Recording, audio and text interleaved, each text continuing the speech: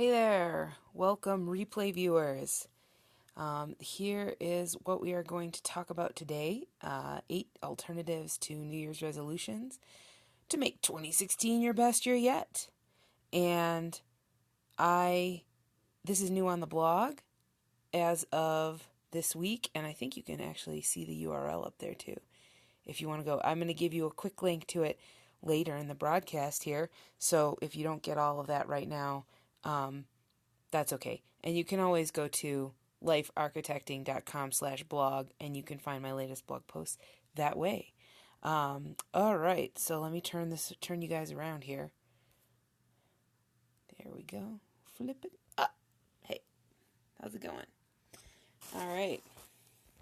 Let me put you in my handy tripod here, which I'm remembering how to use because it's been a long time. Let's see. Don't fall over. Okay. Hey. So I'm going to wait until a few more people join and get on the line, and we're going to dive into resolutions. But I have to share with you right now that it's extremely exciting that baby Nate, who is 3.5 months old, just went down for a nap. Like literally like 2 minutes ago, I ran down the stairs to start this broadcast for you. So talk about perfect timing. And this is all a learning experiment for me of how to have the baby and do the entrepreneurship thing at the same time. So I think in the future, maybe we'll say in the 12 o'clock hour on Thursdays, we'll have a life architecting broadcast, and maybe not at noon sharp because it's too much to juggle. Because you know that moment if you're a parent when their eyes just drift closed and you know that if you set them down now and run, bad things will happen. Yeah, some of you are agreeing. I see hearts. Thank you. All right. So welcome. I'm going to go ahead and get started. And if you guys have comments, questions, inputs, feel free to comment. Definitely give hearts when things resonate with you. And we're going to talk about New Year's resolutions. So I'm curious to know of any of you watching if you have any New Year's resolutions. Now, you can share them in the comments. You could comment with a yes, or you can just think of what they are in your head. If you're not comfortable sharing that, that's totally okay. Because I know that New Year's resolutions and new goals for the new year can be a super personal thing, and as well they should be. So I know a lot of people don't like the word resolutions. So let's talk about that first, and let's like clear out some of the connotations around the word resolutions. Because I know if you had asked me 2 or 3 years ago if I do, what are my New Year's resolutions, I would say to you, I don't do New Year's resolutions. Because to me, resolutions are so temporary and so fleeting that they're almost meaningless. And that resolutions are there's common ones. Yeah, I see, Sarah, that you always have goals and they don't necessarily happen at the new year. So I want to talk about that in a minute. I am a very goal-oriented person. So the fact was that, like you, Sarah, I always have goals, but they're not necessarily linked to New Year's resolutions. In fact, I didn't want them linked to New Year's resolutions because to me that has this connotation of fleeting and temporary and kind of just like, I want to do this thing, and like not having any meat behind it, not having any foundation underneath it. The fact is, though, the beautiful part about the idea of New Year's resolutions is that you come to the end of a cycle. And obviously doing it at the new year, at January 1st or December 31st, is kind of arbitrary, right? Because the calendar is sort of arbitrary. But we do live in this time cycle, the cycle of seasons and the cycle of just dancing around the sun. And so it's good to revisit your goals on a regular basis. And the new year provides a very concrete, very specific construct to do that. So that's what I love about the idea of having New Year's resolutions or New Year's goals, And I would say that in the past 3 or so years, I've definitely made an effort to deliberately look at what my goals are at the new year, just because it's a natural progression and it's a natural feeling of beginning. Incidentally, the other time I always love to look at my goals is in like September, because I feel that even to this day, I feel that beginning of the school year freshness. To me, um, that's another natural cycle to come to, and to periodically review your goals. So whether you do it at the new year or you do it another time of year, I think it's super important to periodically revisit your goals. And because there's this like cultural tradition we have of uh, doing it at the new year, so that's why we're talking about it right now. Okay, so I'm going to just walk through some of these alternatives that I have for New Year's resolutions. And their alternatives isn't maybe the most accurate word I could have used. It's just a way to take resolutions and go deeper with them and to really build the foundation under them, so that they stay sustainable and they do set the tone for the coming year. And so the first thing to do, instead of, let's talk about, first of all, let's talk about some of the um, resolutions that we kind of throw out there. Like common ones are, well, I want to lose some weight this year. I want to stop smoking this year. There's things you want to stop doing, things you want to get in better shape, you want to get out of debt, you want to organize your house, and a lot of those things you feel like maybe you should do. Like there's a cultural expectation around, well, I should want to be in better shape than I am now. I should want to have a more organized home than I do now. And the fact that you might be doing it for other people, the fact that you might be doing it for this cultural construct instead of for yourself, is the first reason that they might fall apart by February. And so first thing to the first alternative to your traditional set of resolutions is to know your root desire and to really get in touch with what you're really going for. And you could say, oh, Amy, well, duh. Like I said, I want to lose weight. My root desire is that I lose weight. But that's not really the root desire. Why do you want to lose weight? Ask yourself the why question and keep asking why until you get to the bottom, till you get to the core root desire. And so, like, why do you want to lose weight? Well, I want to lose weight because I'll look better. Why do you want to look better? Well, I feel like I lack some self-confidence, so I want more self-confidence. Why do you want more self-confidence? And when you maybe that's it. Maybe you've reached the bottom, and really it's about confidence, that you really need more confidence and you want to live more confidently. You want to be able to put yourself out there in confidence even more. And so then you ask yourself, well, not how can I lose weight, or I throw it out there, I want to lose weight, but like, how could I get more self-confidence? Okay, so that's the first thing, is to really dig down. So your resolution then is not lose weight. Your resolution or your goal is get more self-confidence, live with more confidence, put myself out there more, any of those kinds of words, right? And maybe remind yourself, make a note that you feel like losing weight might be an avenue to do that. Okay. We'll come back to that in a second. But the next alternative, sort of to setting a resolution, is that instead of saying what you're going to do up front, set an intention. And so instead of making it a SMART goal, that's a specific, measurable, achievable, I forget what the R is, and time bound, which I'm not a big fan of SMART goals, actually, because that's like saying, so take the lose weight one even further. We'll say like, I want to lose 30 pounds in the next 60 days, which is ridiculous anyway, but let's go with that. That instead of being so specific where that, so you get to 60 days and you realize you only lost 28 pounds and you're like, well, I feel like a failure because I said 30. Or you lose your 30 pounds, but it actually took you 6 months to do it. And you say, well, I had said 60 days. So that's a failure. And the idea is that there's no pass fail criteria on setting an intention to say, like, live with more confidence, because it can take on so many forms and so many things can contribute to that. Now, the important thing with setting an intention as opposed to a SMART goal is, because it's a little bit more nebulous, it's important to revisit it more often, weekly or daily, to say, like, did I feel confident today?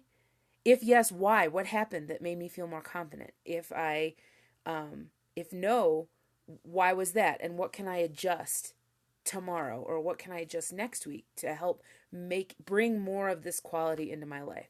So it's an intention, and so it's actually, in some ways it's less work, but in some ways it's more work, because you got to revisit it more often, to constantly be asking yourself, and what does confidence mean to me? Am I meeting my own definition of confidence?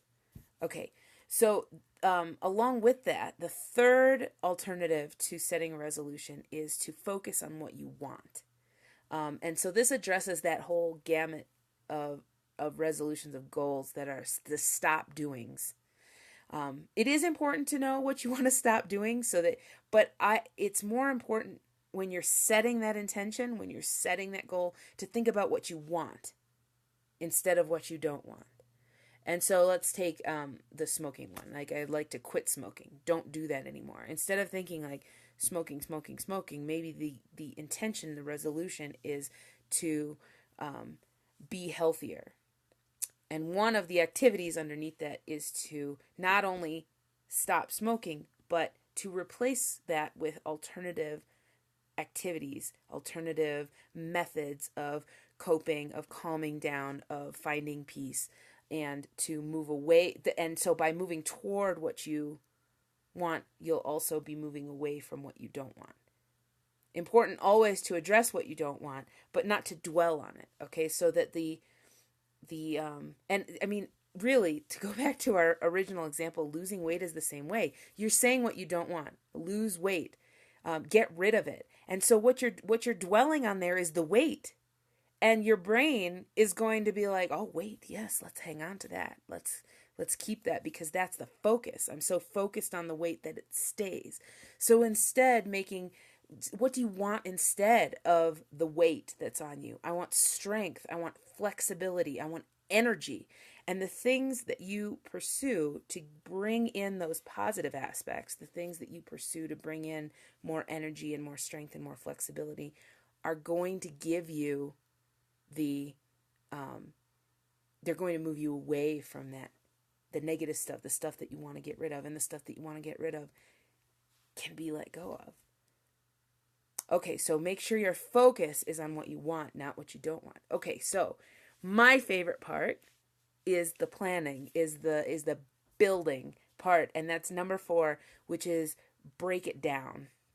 And so this is what I was saying in the beginning, that now once you have said what you really want, you've dug down and you've asked why, and you've peeled back the layers of the onion till you get to what it is that you really want. And what you really want is phrased in a positive manner, so you're focusing on what you want and what you're going for, not what you want to leave behind. So your focus is on the positive, what you're inviting into your life. And you set it as an intention, not with arbitrary numbers, not with arbitrary time constraints. But this is, it's the direction in which you are heading. Now you're going to make a list. Make a list of the things that you can do or acquire or focus on to bring more of those qualities into your life. What you're doing here is you're going to construct a menu so that when you are feeling down and you are feeling like you're moving away from that intention instead of towards it, you can look at your menu and say, what can I do today? What is possible for me? What feels good to me? What do I want to be doing? What sounds like fun? Because it should be fun. It should be fun to bring more of the positive qualities you want to have in your life. If it's not fun, you got to ask the question if it's really bringing that intention into your life. Okay. Because we're bringing in more good stuff, not more stress. I'm not saying it's not going to be work. Because work can be a good thing. Work is a neutral word. Having it be work or having it be hard, that's neutral. It's not bad if it's hard or if it's work, but if it's painful or stressful to the point of not being able to do it, or if it makes you not want to continue, that's what we want to avoid. So if you decided that instead of losing weight you want more self-confidence, then you look at activities that are going to bring you more self-confidence. So not only is more self-confidence in your body going to have to do with filling your body with really good high quality food and not junk, and it's going to be moving your body and exercising it in ways that are fun to you and make sense to you. But self-confidence can also come from your clothes, the way you dress yourself, the way you taking care of yourself in terms of like ongoing therapies like chiropractic or massage. What else? What other ways can you get self-confidence? I mean, it could even be like putting yourself out there more, like taking a class, learning a new skill might give you more confidence. Learning how to speak in front of people, maybe joining a Toastmasters or something like that. Okay, so see how these are like, yeah, having a better body image is in there, but also there's a lot of other things that don't necessarily have to do with your physical stuff. And maybe most of the way that you're going to intend to fulfill this resolution, to fulfill this intention, is to look at your menu and choose the workout, to choose the healthy eating. And that's going to be primarily where your focus is. But there are going to be those days when you just look at it and you say, like, the workout is not going to happen today. I'm not feeling well. I'm not feeling up to it. I am dedicated to this, but that's not going to be possible for today. So now you have a menu of other things that you could possibly do that could lead to more of that quality, even if you don't get in the workout. So then no guilt, right? No guilt for letting the workout go and inviting something else in that's going to bring more of that quality into your life. Okay. I feel like I should say at this juncture that I am not opposed to having like a very structured plan to achieve something very specific. I'm not opposed to that at all. In fact, that's how I do things in general. But I think the roots of that have to be in this more like esoteric and more flexible light, so that you have the flexibility over the course of the year to choose different structures that help you depending on where you're at the time. It's a combination, right? That's the paradox. I wrote a blog post a few months ago. I'll have to note it in the notes when I post this later. But I wrote a blog post about paradoxes between having lots of structure and being flexible, and that achieving goals really requires both this structure and this flexibility. And so it's a balance, right? You can't go all abstract and have that be the only way. You have to have these really concrete ideas of how you're going to achieve what you want to achieve. But on the other hand, if you have these what we want to prevent is starting out the new year saying, I'm going to run 10 miles a day. And on day 2, you ran 2 miles and then feeling like a failure because of that. And that's just not cool. Because nothing, you need to be sustainable in the long run. So it's this combination of structure and flexibility that's going to make you sustainable. But I digress. So you've broken it down now into a bunch of different activities that can contribute to this intention, to this resolution. So now you're going to put it into action. Number 5 is to make one simple change. And pick one thing off of that menu of things that's going to bring more of the quality into your life. And do that first. And totally pick the low-hanging fruit. Okay? Pick the easy thing to do. The easiest thing, the most fun thing, the thing that you look at your list and you're like, yeah, I want to start that right now. That would be awesome. That would feel good. That would totally light me up to do that. Start with that. Don't start with, again, losing 30 pounds in 90 days or however many. is a good goal, but you might only see those results after 90 days. So start with something that you can see the results immediately and it's easy and fun for you to do. And get your momentum from that small thing. And then from there, start to see how it's going to be sustainable. This is where you decide what kind of structure you need to bring in order to make this sustainable over the course of the year. Okay, so now you're in a rhythm, you've made a simple change, you got a menu of things that you're looking at your menu of things and you're choosing what you want to do to make your goals happen, make your resolutions come to pass, and bring more of this intention into your life. Okay, the sixth thing is to visualize.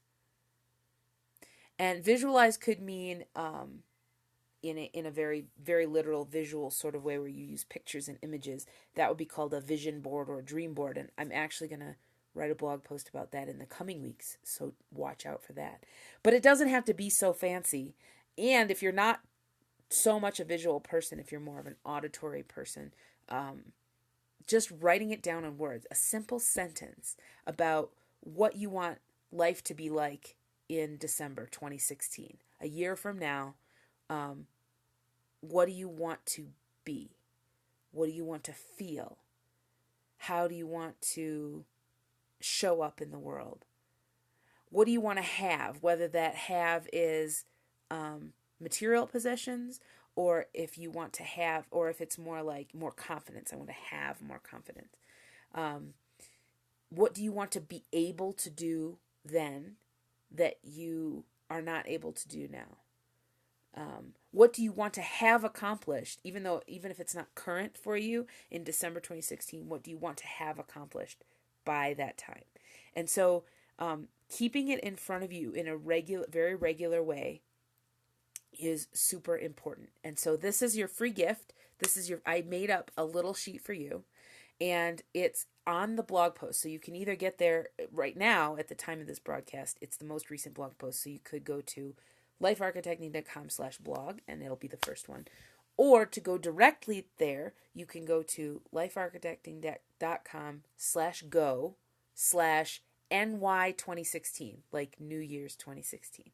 And in that post, there is a button to click to get a printable PDF with visualization prompts that you're going to fill in the blank. You're going to print out the page and you're going to fill in the blank that it is December 2016 and I feel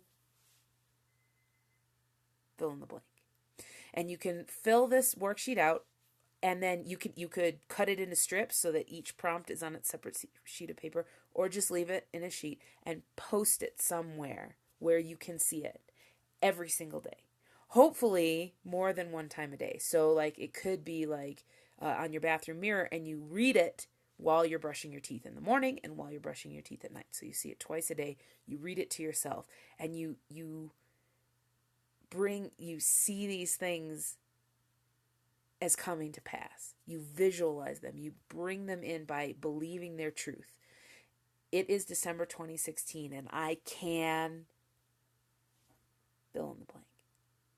All right. And so you're going to keep these things in front of you every day as a reminder and as a reprogramming for your brain to help you stay on top of it every day, to invite these qualities into your life every single day.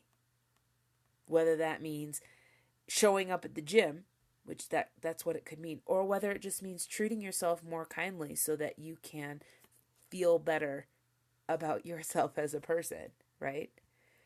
Okay, so actually that was number 6 and 7. So number 6 was to visualize it, which was to write it down in the first place. And number 7 is to keep it in front of you. So that's the post it on the bathroom mirror, post it on your refrigerator door, tape it to the corner of your laptop screen so that you can see it multiple times a day. Okay. And number 8, the final resolution is to buddy up. And by that, I mean get support. Get support in whatever way that makes sense to you. If that means joining a fitness club for your fitness goals, or if that means just having somebody to that you can email anytime, a friend or a family member that you can just email about how you're doing, Or it could mean hiring a coach or a personal trainer. So like for fitness goals, obviously you'd want a personal trainer. For life goals, for the self-confidence piece, for making changes in your life and the way you do your career, and making, bringing in some of these more esoteric qualities, a life coach is a great option, which I happen to be one. So if you are enjoying this broadcast and you think that you want more of the same, definitely get in touch with me, Amy at lifearchitecting.com, and we can see about what you want to bring into your own life. And if you need a coach as your buddy, as your level of support to stand beside you and walk you through these changes and to give you support and accountability so you can make these things sustainable in your life. And one more note about getting a buddy or support system for you is that this isn't about making you feel guilty if you don't do things, okay? Unless that's what you need. If that works really well for you, if having someone who expects to hear that you showed up at the gym really motivates you, then you need that kind of like whip cracker to be like, oh, I'm really disappointed that you didn't go to the gym. But that's not really what I mean by this, unless that really works for you. I mean, depending on the size of these changes or the how different your resolutions are from the way your life currently is, you may need a lot of support, and it may be hard. Okay, it may be hard to keep these things going. And so this support person should be someone you can go to with the hard stuff. It's someone who can be kind to you. It's someone you can tell when you're really struggling or when you haven't shown up, and to help you dig down into why you haven't shown up. Not to beat you up over it or make you feel more guilty than you already do, because you probably do. But to really be a positive force in your life and to help you move forward from it. And it's also a person to celebrate with you, because you're going to be making daily progress, because you're looking at it daily and you have this menu of options where you're going to be doing big things and little things. And so someone to really celebrate the victories with you and be in that moment, be happy in that moment with you. It's so important. So yeah, I'm not talking about more guilt. I'm not talking about a whip cracker. I'm talking about someone to be there with you in the hard parts and someone to celebrate with you when it's good. That's the kind of support you're looking for. So, yeah. So those are the 8 kind of alternatives or the ways to go deeper with your New Year's resolutions, is to get to the core desire. Let me get my notes here. Get to your core desire, set an intention instead of a very specific goal, and then build your specific goals to support that intention, not the other way around. Focus on what you want. Make it a positive statement, what you want more of, not what you want less of. And then once you decide what you want more of, then you can focus on how you want to move away from what you want less of, or what you want to stop. Number 4, break it down into a whole menu of options you can use to bring that quality into your life. Number 5, then pick one of those options, the most fun, the most simple, the lowest hanging fruit, to get yourself some momentum and move forward. Number 6, visualize it. Write it down. Get a picture that represents it. Make a statement. It is December 2016, and I am now fill in the blank. And don't forget that if you want to have a free printable worksheet that has those prompts on it for you, you can go to lifearchitecting.com/go/NY2016, and in that post you will find a download button for that worksheet. Which brings us to number 7, keep it in front of you, because now that you have the worksheet and you've written down your visualizations, how it's going to be. How is it going to be for you? I want you to post it where you can see it every day so that it remains in your conscious mind, in the forefront of your mind, and you can keep moving toward it. And number 8, buddy up. Find some support. Get a friend to be an accountability buddy, not someone who's a whip cracker, but someone who is going to be there with you when it's hard, hold your hand when it's hard, and to celebrate with you when it's good. It could be a friend, it could be a family member, or it could be someone you hire, a coach or a personal trainer, a life coach, a therapist, someone to help you and be there with you in it. Awesome. All right. So I today am working on some of my resolutions. And one was to clean off my very messy desk. So that's what I'm doing next. And I am just having a blast being a goal-oriented person here in the first part of the new year, because I am so spun up to do all this stuff that I said I was going to do.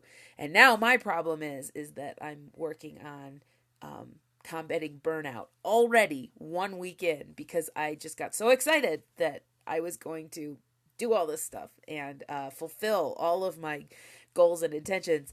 And I have to remind myself that I don't have to do it all today.